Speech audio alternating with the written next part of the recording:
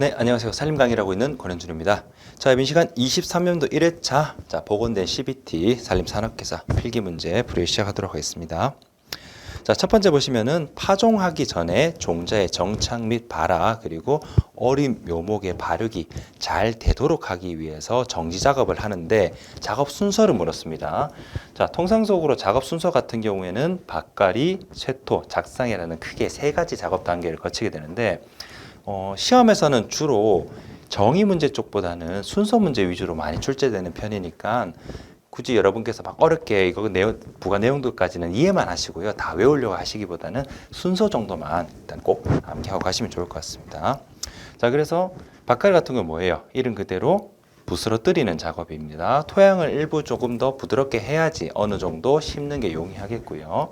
자, 쇠토 같은 경우에는 평평하게 고르는 작업이 주목점이겠고, 작상 같은 경우에는 파종을 하고 나서 가볍게 다짐, 즉 약간은 눌러줌으로써 제대로 활착을 할 수 있도록 도와주는 작업이라고 보시면 되겠습니다.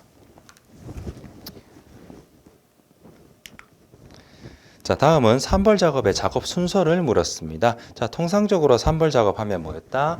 처음 하는 예비벌, 하정벌, 후벌, 크게 세 단계로 분류가 됐었죠. 자, 정답은 4번인데 산벌 작업 같은 경우에는 이 성숙목을 위해서 몇 회에 걸쳐서 작업을 나누어서 한다라고 했었고요. 그 몇 회에 걸친 작업의 단계가 바로 예비벌, 하정벌, 후벌입니다.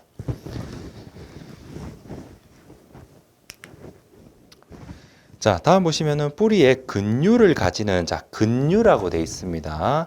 자, 근류를 가진다라고 하면은 나무의 생육에 혹은 식물의 생육에 도움을 주는 근근류라고 보통 표현을 합니다. 그걸 근류라고 하는데 어쨌거나 관련된 그 명칭을 우리는 비료목이라고 표현을 하고요. 그 비료목 안에서도 콩과 식물이나 자작나무과 그리고 기타 수종으로 크게 분류를 하고 있습니다. 자, 종류는 굉장히 많습니다. 많은데 여러분께서 여기서 필기 정리된 이 정도만 보고 가시면 되는데 사실 이거보다 더 많거든요. 근데 다 하려고는 하실 필요 없고 출제율상 이 정도만 일단 정리해 두도록 합니다. 콩과 식물 같은 경우에는 아카시나무나 자기나무, 쌀이나무 정도 쪽에서 출제가 많이 되는 편이고요.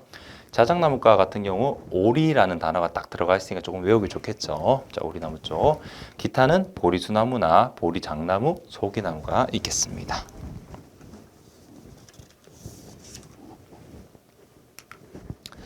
자, 다음은 자작나무, 오리나무의 발화시험 기간을 물었습니다. 자, 발화시험 관련 문제 같은 경우에는 일수를 묻는, 즉 기간을 묻는, 기준을 묻는 그런 문제가 보통 출제가 되는데 통상적으로 출제 어떤 율을 봤을 때는 28일간 출제되는 요 내용으로 많이 건드리는 편이에요. 그래서 원래는 우리가 14일에는 어떤 수종이 있고 21일에는 어떤 수종이 있고 이걸 일일이 다 또 하려면 양이 점점 많아지잖아요. 네, 일단은 필기를 대비하신 여러분 같은 경우에는 28일을 조금 더 집중적으로 봐주시면 될 것 같습니다.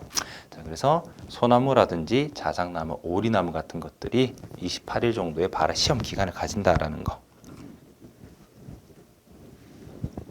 자, 다른 것들도 참고는 합니다. 알고 가면 좋겠지만은 사람의 암기력에 한계가 있으니까 28일을 먼저 보고 이걸 확실히 하고 조금 더 확장하시면 되겠습니다.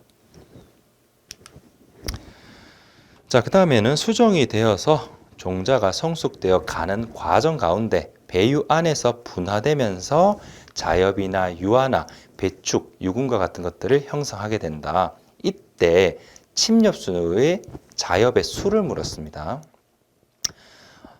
자, 여기서 보기 중에서 1번에 소나무가 딱 보이는데 소나무 같은 경우 자엽수가 6개에서 12개 정도로 조금은 종류에 따라 차이는 있지만은 가장 많은 편이고요.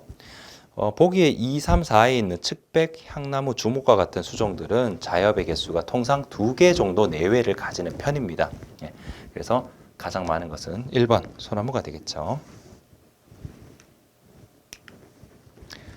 자, 그 다음 산림이 발휘하는 공익적 기능이 아닌 것을 물었는데 자, 분명히 공익적 기능이라고 돼 있어요. 공익적 이 기능은 뭐예요? 이름 그대로 인간 사회에 주는 공공의 이익을 말합니다. 그런데 3번에 보면 파티클 보드의 원료로 이용된다. 뭐 이거 맞는 내용이에요. 근데 특정 어떤 자재를 만드는 것은 공공의 이익 쪽보다는 특정 산업체라든지 개인의 어떤 이익에 대한 개념이 크기 때문에 공익적 기능, 공공의 기능이라고는 할 수 없습니다. 그래서 답은 3번이 되겠고요. 자, 그럼 일반적으로 생각하는 공익적 기능이 뭐냐? 모든 인간에게요. 전제가 모든 사람들에게 공공의 이익입니다. 물에 대한 거, 수온 함량, 공기 깨끗하게 해주는 거, 대기 정화 개념, 정수, 야생동물 보호, 유출 방지와 같은 이런 것들이 공공의 이익, 공익적 기능이 되겠죠. 자, 그 다음 동일한 수목의 양엽과 음엽 비교했다. 옳지 않은 걸 골라라.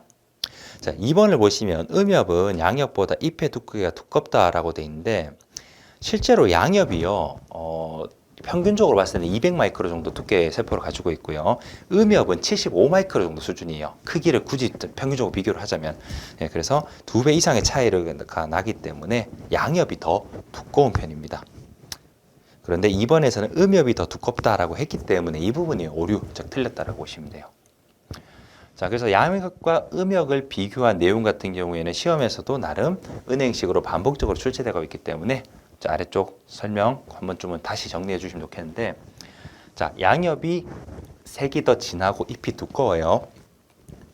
자, 그리고 양엽이 광보상점이나 포화점이 더 높습니다. 자, 그리고 음엽은 양엽보다는 엽록소 함량이 더 많아요. 그래야지 어느 정도 광합성 효율이 나오니까. 자, 그리고 양엽이 책상 조직이 좀 더 빽빽하게 배열되어 있고 더 두꺼워진다라는 것까지 이렇게 연결해 두시면 되겠죠.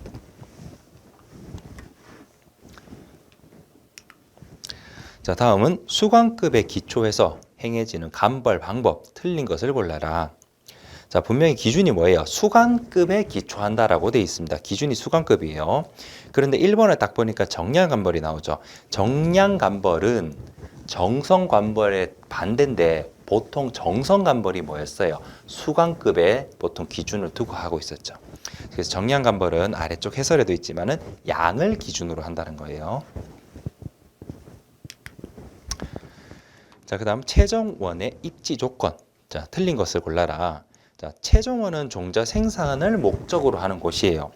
그래서 어느 정도는 우리가 원하는 방향의 수정이 이루어져야 하기 때문에 외부에 다른 수정 물질이 들어오면 안 돼요.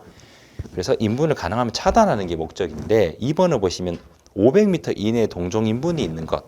동종 인분이 있으면은 내가 원치 않아도 다른 그 인분과 수정 가능성이 생기기 때문에 차단 개념으로 멘트가 나와야 됩니다. 그래서 2번 부분이 틀렸다라고 보시면 돼요.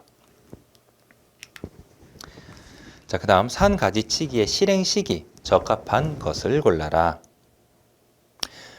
자, 산가지치기 같은 경우에는 수액 유동이 줄어드는 시기에 하는 게 좋습니다. 즉 생장 휴지기에 보통 하게 되는데 만약에 생장 휴지기 외에 약간 뭐 따뜻한 기온이라고 볼게요. 봄, 여름 이럴 때 따뜻한 기간 때 가지치기를 하게 되면은 상처 유압도 잘 안 되는 경우도 있고요. 또 상처를 통해서 다른 기타 식물병 같은 게 침입할 수도 있습니다. 그런 여러 가지 이유 때문에 보통 실행 시기는 4번 수목 생장 휴지기 수액 유동 직전에 보통 하게 됩니다.